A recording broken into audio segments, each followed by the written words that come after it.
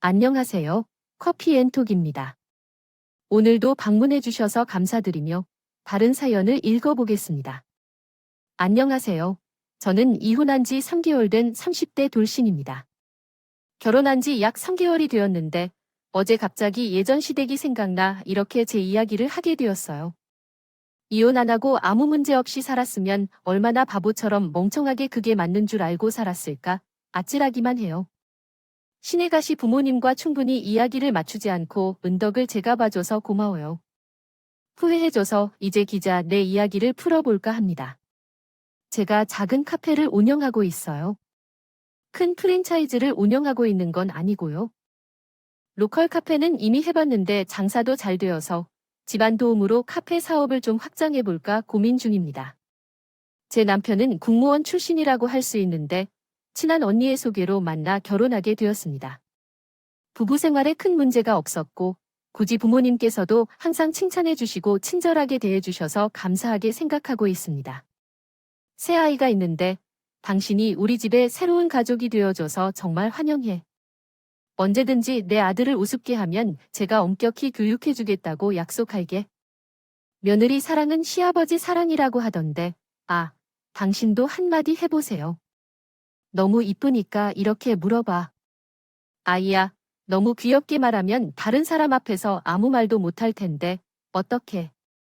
아이야, 당신 아버지는 이렇게 표현하는 법이 없어. 많은.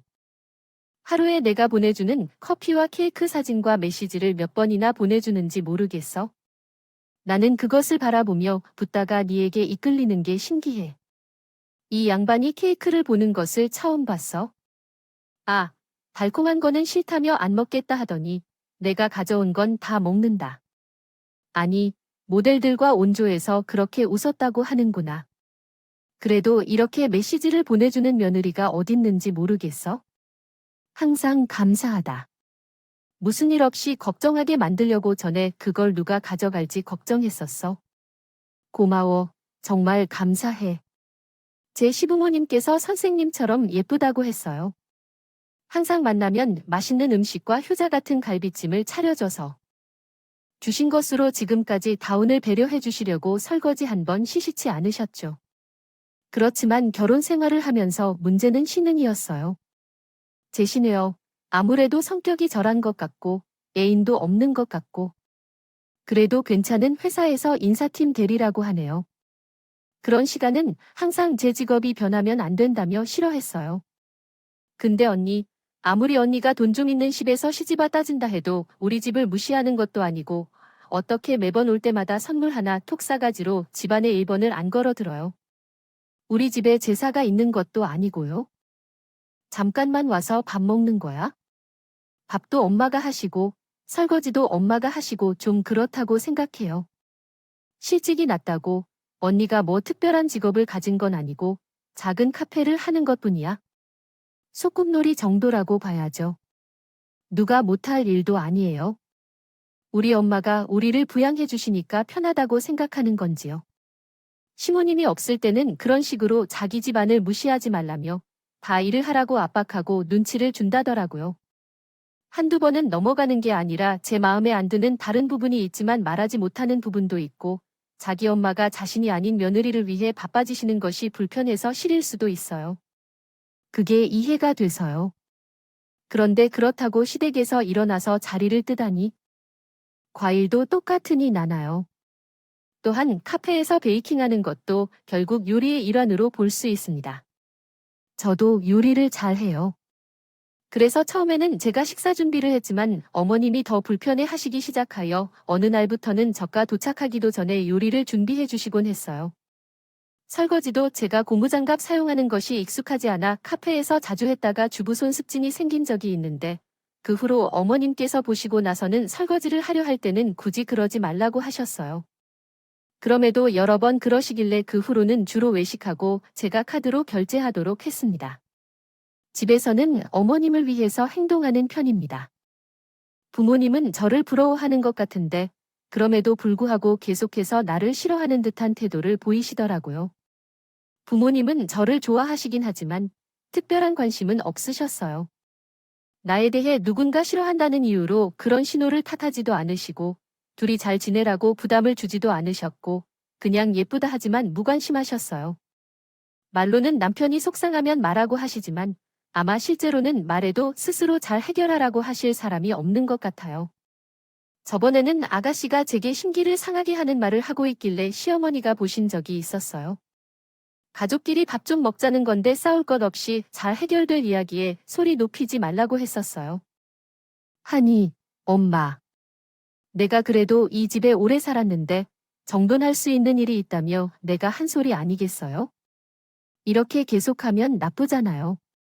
어제 말했던 것은 우리 사랑을 따지는 것은 아닌가요? 죄송합니다. 어머니, 제가 아가씨에게 잘 말해볼게요. 이때야 알았어요. 시어머니가 제 관심이 없으시다는 거요. 자기 딸을 며느리 앞에서 오내는 것도 좀 그러시겠지만 이해했어요. 그래도 아가씨를 괴롭힘에 혼자 넘기긴 싫었고, 그래서 남편에게 맨날 바가지를 쓸어주는 거였지만 남편은 시누이한테 한마디도 못하고 제게만 미안하다 참아라 하더군요. 나중에 들은 이야기인데 남편이 공무원 준비할 때 집안에서 왕노릇을 하는 것 같았어요. 가족들이 제 남편만을 주목하고 있었기 때문에 생긴 상처가 매우 컸다고 생각해요. 그로 인해 시누이에게 큰 상처가 남았을 거라 생각돼요. 하지만 남편은 공무원 시험에서 몇 차례 떨어진 뒤에 그 자리를 얻어서 모든 것이 완전히 변했다고 할 수 있어요. 그는 동생이 받은 상처와 받지 못한 지원에 대해 미안해하고 시누이의 억압을 계속 견뎌내며 미안함을 표현하다가 일어난 사건이죠. 그날은 아버님의 생신이라서 골프를 시작하신다고 해서 가족들과 함께 시댁을 방문했어요. 저는 그날 미역국도 끓여두고 갔었어요. 끓여서 잡채도 만들고 있었고 가족들끼리 아버님의 생신 파티를 준비하고 있었어요. 시누이는 목에서 의뢰가 잘 되는 것으로 알려져 있어요. 그래서 8시가 넘어 도착했어요. 샤머니 한동안 음식을 만들고 계셔서 그놈의 잔소리는 여전한 것 같았어요. 좀 잠깐 들려서 보세요. 엄마와 아빠는 이렇게 잠시 놀았으면 좋겠어요. 그런데 갑작스러운 장애들이 발생했어요. 잡채인지 소스를 만들던 중 문제가 생겼는데 모르겠어요. 뭐라고 제대로 만드는 건데 요리를 하는 건데요. 이거 미역국이에요. 언니의 생일 선물인가요? 최근에 돈이 좀 많이 새나 봐요. 이렇게 소고기를 넣어 끓여서 보세요. 그리고 누구 코에 붙여보세요. 밥을 제대로 한 거 맞는지 모르겠어요. 너무 심한 말이나 하면 수하기 힘드신 것 아시잖아요. 어르신들을 위해 되실 음식이니까 신경 좀 써주세요. 전 일부러 눈치 주려고 하는 게 아니에요. 이게 뭐야, 정말. 늦게 시작한 게 아니라 그냥 늦게 된 건데 처음부터 잘 해주세요. 카페에서 음식 주문하시는 분이 생일상에 뭐지? 그동안 참았어요. 신우가 뭐라고 하든 참고 앞에서 티 내지 않았죠. 시댁이니까 남들은 나보다 더 심하게 시집살이 당한다니까 이 정도로 이해해 주세요. 부모님께서도 불편해하실 테니까 참아주세요. 그렇지만 시부모님 생일에 직접 손으로 정성 들여 음식을 만든 걸 평가받는 것은 어떨까요? 모욕당한 곳이라더니 더욱이 늦게 온 주제에 입만 놀리는 시누이에게 더는 참아주기 어려울 정도였습니다. 저 또한 말은 할 수 있는 성격이 아니었지만 계속 참아서 그러니까 망이 나는 것 같아서 참아서 있을 수 없을 것 같았습니다. 그래서 한마디 해야겠다고 느꼈어요. 남편은 제대로 반박할 수도 없을 것 같았기 때문에 그냥 갔었습니다. 오늘 아버님의 생신이신데도 중요한 일이 있어서 늦게 오셔서 모르시겠지만 아까 어머님께서 가시라고 하셨어요. 가시는 상태도 잘 맞고 괜찮다고 하셨고 장을 어머님과 같이 보러 가서 사왔습니다. 그런데 왜 그렇게 마음에 안 드시는 건가요? 저도 일자리가 괜찮고 아시다시피 이 도시에서 벌어들이는데 그래서 소고기 값이 쉽게 올랐습니다. 그만큼 편한 주지도 않죠. 제가 마음에 안 드는 일을 하시는 것을 제가 알고 있습니다. 잘 하려고 노력하고 있어요, 아가씨. 음식이 마음에 안 드시면 나가서 외식하세요. 우리 집에서 가장 저렴하게 먹을 수 있어요. 그냥 먹는데 엄마가 괜찮다고 했잖아요. 싸우고 싶은 게 아닌데 왜 이러세요? 짜증나네요. 먼저 방에 들어가겠습니다. 한마디 한마디. 자기 말이 일리가 없고 틀렸다는 걸 알자마자 허겁지겁 자기 방으로 들어가더라고요. 항상 자기 말이 맞다는 듯 제멋대로 굳었는데요. 상황이 역전된 것에 얼마나 당황스러우셨을지요. 식사할 때 다들 잘 드셨고 특히 아버지께서 매우 좋아하셨다는데요. 어머니와 함께 장을 보고 와서 사실 어머님께서 아버님이 좋아하시는 음식을 모두 알려주셨지만 어머님께서 아무 말씀을 하시지 않아서 저가 기특하게 아버님의 취향에 맞춰서 사회자리에서 며느리 역할을 하게 되었죠. 아마 정말 맛있으셨군요. 고마워요. 이제까지 상처받은 생일상이 많았지만 오늘 준 것이 제일 맛있었어요. 당신 혹시 서원하신 대로 맛있게 준비했다는 말씀이시죠? 이제 생일상을 차려주는 며느리가 요즘 그리 낫지 않다고 생각하시나 봐요. 이렇게 깊은 정성으로 가득한 식사를 준비해줘서 정말 감사해요. 당신도 참, 제가 뭔가 잘못했다는 걸로 당황스러워하는 모습을 보이셨나 봐요. 나도 정말 맛있게 먹었어요. 아가는 내가 한 밥이 아니라면 다 맛이 타잖니, 그래서 마시는 건지, 그렇다기보다는 아가의 정성이 너무 고마워하는 것 같다. 우리 집안은 갈등이 없어서 축복이라고 생각한다. 조국을 떠나 시누이와 가는 때도 단 몇 시간 안에도 있다는 게 이상하게 느껴졌다. 마음 편하게 웃음이 나오지 않았는데 시부모님도 좋아하시고 남편도 잘 먹고 싫어하는 튀는 것까지 냈으면서도 아가씨가 잘 먹는 모습을 보니 그래도 기분이 좋았다. 그렇게 행복하게 하루를 마무리할 줄 알았다. 그날은 시댁에서 하루 자고 가기를 판단했다. 부부는 후식으로 먹을 아이스크림을 사오느라 함께 나갔다가 그 사이에 아가씨는 목욕하러 들어갔는데 돌아오는데 20분이면 충분히 시간이 걸릴 만큼 가까웠던데 다시 시누이 때문에 1시간이나 더 지연되어서 돌아왔네요. 이전에 말씀드렸던 제가 아는 언니의 소개로 남편을 만났다는 얘기를 기억하시죠? 저는 그 언니와 고등학교 때부터 우리 집에서 자주 자고 라면이나 간식을 함께 먹으며 친구 사이였어요. 그 언니는 저를 얼마나 소중히 여기는지 알고 계시나요? 비록 외동이긴 했지만 그 언니를 만난 후로는 마치 자매와 같은 느낌이었어요. 결혼한 후 그 언니가 이직을 했는데 그녀가 일하는 회사는 대단한 곳이어서 제가 소개해준 덕분에 그녀의 업무 환경이 조금 더 편안해졌다고 해요. 제가 너무 심하게 신을 요구해서 그냥 아가씨한테 잘 보이고 싶지도 않아 해서 그 언니가 자기 회사에 있다는 걸 모르고 있었다더라고요. 회사에 가드 친목을 도모하기 위해 단체 채팅방이 있잖아요. 그 채팅방에는 폭탄이 하나씩 무차례로 터지는데 그 언니들이 거기서 신호를 보냈어요. 그동안 신우는 채팅방에서 하는 대화를 우리 둘이 보면서 희열을 느꼈어요. 그런데 5회째 채팅방에서 신이가 제 욕을 한다고 해서 언니가 보내왔더라고요. 그 내용을 읽자마자 분노와 충격이 찾아왔고 신우의 행동과 말들이 하나하나 더 부끄러워졌어요. 결론적으로 집안의 소외감과 남편과의 관계에 대한 의욕이 소멸되었어요. 우리 오빠가 결혼한 거 알죠? 아니, 몇 년이 지났는데도 어떻게 내가든 마음에 드는 것이 하나도 없을까요? 요새는 시댁에서 며느리가 시를 봐야 한다지만 직업도 변한 게 없어서 군단이 누굴 바라보듯이 저를 쳐다볼 때 정말 기가 차서 오늘도 우리 아빠 생신을 맞아 산차릴 때 자기가 무슨 집안 영웅이 되는 듯이 어깨를 하늘로 치켜 세웠으니까 얼마나 꼴 보기가 싫은지 몰라요. 가드에 저희 세원이 같은 여자가 집안으로 들어오려고 하면 결코 막아야 해요. 6명이 모여있는 톡방에서 그 언니는 당황해서 아무 대답도 하지 못했지만 나머지 4명에게 저는 이미 집안에 굴러들어온 짐짝 7급인 것 같다고 말했어요. 꽃뱀은 어디서 굴러먹다 온 여자인 것 같습니다. 산 위의 등불이 서서히 높아지듯이 제 아들이 계속 이어졌고 얼굴도 이름도 모르는 사람들이 나에 대해 헛소리하는 것을 듣기 싫어해서 더 이상 입장하지 않았어요. 당신 동생이 다른 사람들에게 나를 어떻게 대해야 하는지 알려준 채로 얼굴도 모르는 사람들의 모욕을 받아야 하는 이유는 없어. 당신 공무원 시험에 실패한 것이지. 나는 실패한 것이 아닌데 왜 당신은 내가 욕을 먹는 것을 방어하지 못하고 무능력한 척하고 있는 거니? 나는 당신처럼 양심이 없고 당신 동생처럼 입주심을 갖고 다니라고 하는 사람이 어디에 있을 줄 알았어? 그러면서 내가 왜 이렇게 모욕을 받고 살아가야만 해? 당신이 이렇게 무능하게 대처할 줄 알았다면 처음부터 이런 결정을 내리지 않았을 텐데 왜 내게 이런 일을 하고 있니? 인생에서 이혼이란 단어도 없었을 거야? 알아요. 미안해, 여보.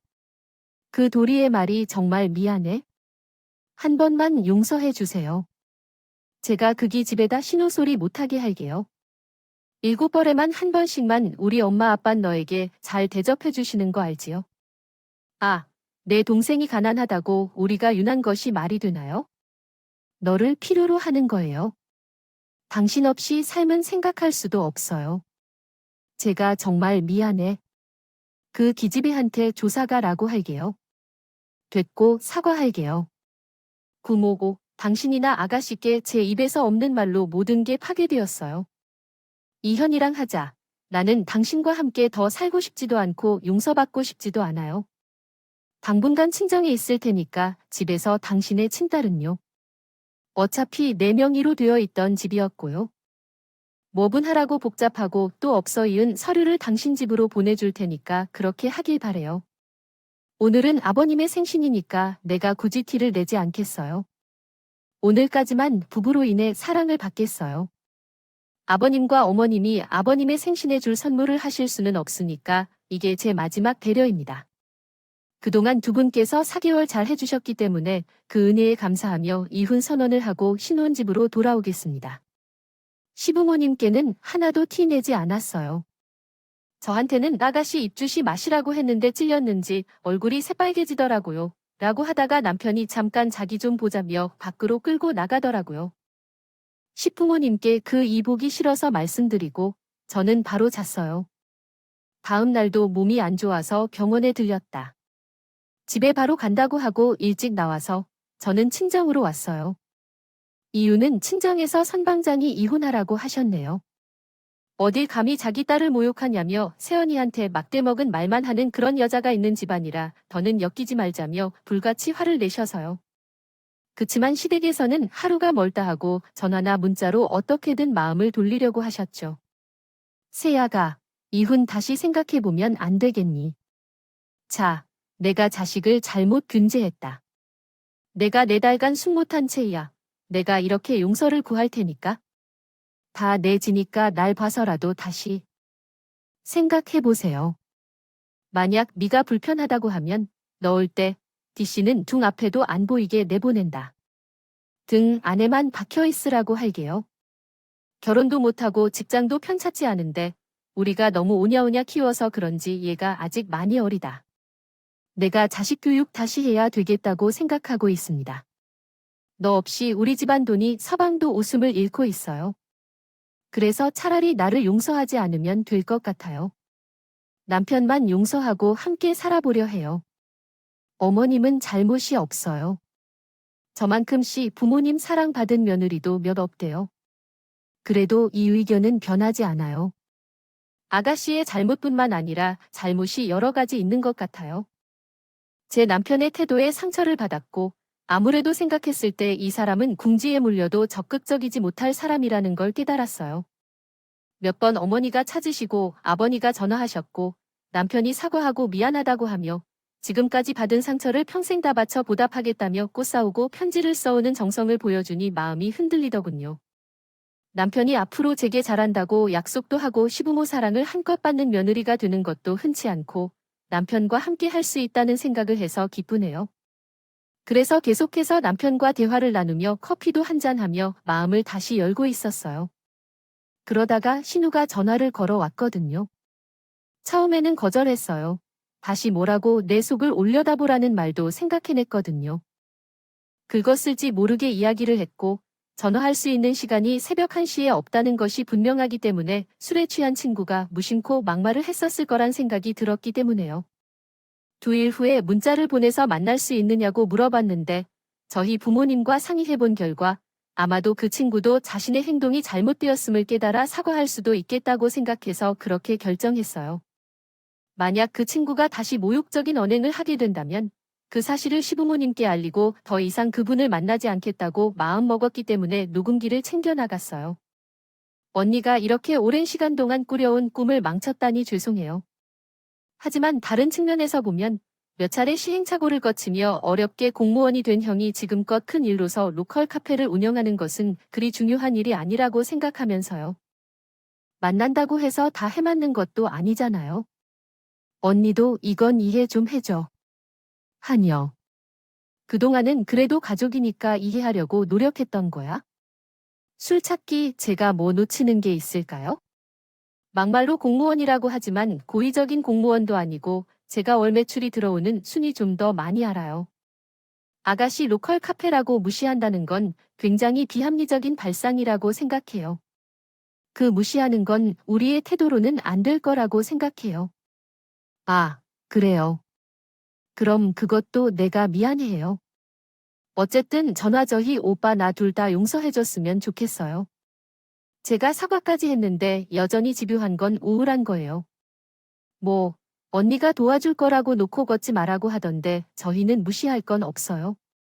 만약 425면 어떻게 할 거예요, 언니? 그 무신랑은 다른 것이죠. 한 해 동안 이것보다 무슨 말이에요? 아가씨를 시댁빛에 어떻게 제가 할 수 있겠어요? 꼭 가족인데 비점 또는 갚아줘야 서언니네 집은 잘 사나요? 그럼 우리 부모님은 바보도 천치도 아니시고 버디카페 하는 여자가 뭐가 예쁘다고 그렇게 잘해줘요. 못되게 순수한 가보면 언니는 게 세상에 태어나기도 하지 않은 친절이 어딨어요? 전시대 빚을 갚으면서 살 생각도 없었고 그러나 지금까지 어머님과 아버님께서 그런 염치 없는 생각을 가지고 저에게 잘 해주셨어요. 그쪽 집은 무시할 건 다 무시하고 있었고 우리 친정 돈만 보고 지금 켜버리고 지금까지 그런 개념을 생각으로 절대 했다고요. 그런데도 잘못한 것을 모르고 있거나 알고 있으면서도 그렇지 않은 척하는 건 다 연기에 쓴다는 거예요. 그러면 더 얘기할 것도 없네요. 북효, 지금 날치하는 것을 무시하던 아가씨께서 이렇게 정책하게 나와주시니 제가 바보처럼 당할 일도 오히려 고맙네요. 그쪽으로 가서 말해요. 이혼 설이나 제대로 받으라고. 사실 제 아버지는 건축업을 하세요. 아시는 분들은 아실 텐데 건축업을 할 때는 엄청 벌기도 하지만 못 벌기도 하고 잘 벌기도 하지만 반도 못 벌기도 해서 들어오는 돈의 편차가 매우 커요. 그래서 모아놓은 돈이 많아요. 일이 없을 때를 대비해야 하니까요. 결혼 전에 남편에게 집안에서 모아놓은 돈이 많은 적이 있었는데 결혼이 빨리 진행된 것 같았는데 이를 위해 일찍 결혼했던 것 같아요. 그 돈은 제 카페를 확장하는 데 도와줄 돈이고 부모님은 여유자금을 잔뜩 모아놓았지만 남겨줄 의향이 없다고 합니다. 그런데 누가 이런 상황에서 용납한 집안 척하고 그 돈을 노리고 있었다는 사실이 발각되는 계기가 생겼어요. 그래서 카페에서 낳고 바로 남편에게 전화했어요. 다 들어주니 동생에게 돈을 받아먹고 싶다던지 남편에게 전해주어야 했어요. 자존심 때문에 일을 숨기고 정당하게 하기 싫었던 걸까요? 너와 내 부모님이 나에게 항상 잘 대해주신 것처럼 내게 달려오는 길을 가까이 하고 싶은 마음이었다. 내가 너와 다시 함께 잘 지내보려 했었잖아. 너희들이 계속해서 나에게 접근해와서 나에게 소름이 돋았고 내 돈으로 어떻게 이용해 나갈지만 계획하고 있었으니 그 생각이 너무 추악하다. 너희 부모님과 너도 부디 내게 다시는 연락하지 말아주었으면 좋겠다. 내 눈에 보이지도 않고 대답도 하지 말고 모든 사안은 변호사에게 맡겨서 서류가 오가도록 하자. 이후에 이윤지 변호사님을 통해 신속하게 진행했으니 제가 취급한 돈에 대해 접근해온 여동생의 말을 녹음한 것이 중요한 역할을 해서 모든 자료를 철저하게 수집했습니다. 이후에는 그 가족이 관련된 얘기를 들으려고 하지 않을 거예요. 그러던 중 언니께서 나에게 이야기해 주셨어요.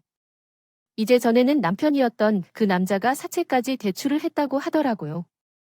공무원을 그만두고 사업을 하겠다며 시작했지만 계속 위태로워지니까 4년간 있었다더니 결국은 사업도 망해서 그의 신용은 회사에 제출해야 한다는 이야기를 하며 돌아다니고 회사 사람들에게 돈을 빌려주길 달라고 해요. 은행에 갚을 사채까지 궁극적으로 안타까웠지만 다른 감정은 들지 않아서 그냥 지냈어요. 그런데 이혼한 지 3개월이나 된 오늘 나에게 제보를 하게 된 결정적인 이유가 있었어요. 어제 이메일을 확인하니까 신우의 이름으로 메시지가 와 있었는데 안녕하세요, 언니. 이제 잠을 좀 더 잘 자세요. 라고 했어요.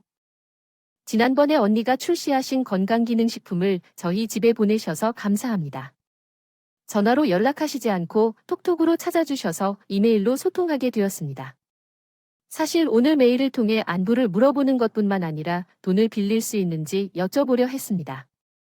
언니네 집에서도 부지런히 기도하고 언니가 게임에서도 좋은 성과를 얻고 계시다고 들었습니다. 우리 오빠가 사채에 허덕이고 있는 상황이라서 저희 집값 뺄 때 찾아오셔야 할 필요성을 느끼고 있습니다. 현재 상황이 계속 이어진다면 결혼 준비도 못하고 빚만 커지게 될 것 같아 걱정스럽습니다. 예전처럼 도와달라는 의미는 아니지만 언니와 언니 남편은 경제력이 있으니까 저희를 도와주실 수 있지 않을까 생각했습니다. 우리도 그냥 돈을 가져가는 것이 아니라 가족이 함께 어려움을 해결해 나가는 모습을 보이고 싶습니다. 큰 불끈 빌리진 않을 테니까 편하게 답장 좀 해주세요, 제발. 메일 받고 적잖이 당황했습니다. 너무 황당해서 할 말도 없더군요. 어쩜 저렇게 한마디 한마디를 격으로 떨어지고 기분 나쁘게 할 수 있는지 모르겠어요. 남은 자존심이라도 챙기고 싶었던 걸까요? 무릎이라도 꿇고 빌어도 빌려줄지 말진 나를 생각해 볼 만한 어쩜 오랜만에 보낸 메일도 저를 식인 종 모르겠어요. 다신 마주치고 싶지 않은 집이 아니에요. 신우이한테 답장은 하지도 않았고 전 남편한테 문자 한 통만 보내고 차단했습니다. 내가 당신의 집안 다시 보고 싶지 않다고 했을 텐데 어떻게 또 돈을 빌려달라는 연락을 하니 예쁘게. 이메일까지 동원해서 보낼 정도로 생각이 없어서 정말 지긋지긋하다. 사채 쓰고 다닌 곳을 자랑하는 게 아니야? 조용히 어디 막노동판이라도 가서 착실히 돈을 벌어서 갚아야겠어. 그리고 네 동생한테 도전해. 회사 쪽 집안 콩가루가 된 걸 만났을 때 입 조심하라고 알겠니? 제발 다시는 연락하지 마. 문자를 하고 나서 쉬어 부모님한테 전화가 오길래 바로 또 차단했어. 얼마나 끈질긴 집인지. 여러분도 이런 막대먹은 집안과 얽히지 않도록 조심하시길 바랍니다. 이번 여름은 유난히 덥고 비도 많이 오는 우중충한 날들이 많은데 다들 건강 유의하시고 저처럼 이런 집안 조심하시고 좋은 인연 만나길 바라겠습니다. 변변찮은 채 이야기 들어주셔서 정말 감사해요. 감사합니다. 오늘도 함께 해주셔서 커피 티커가 감사합니다. 저희 다음 영상에서 또 만나요.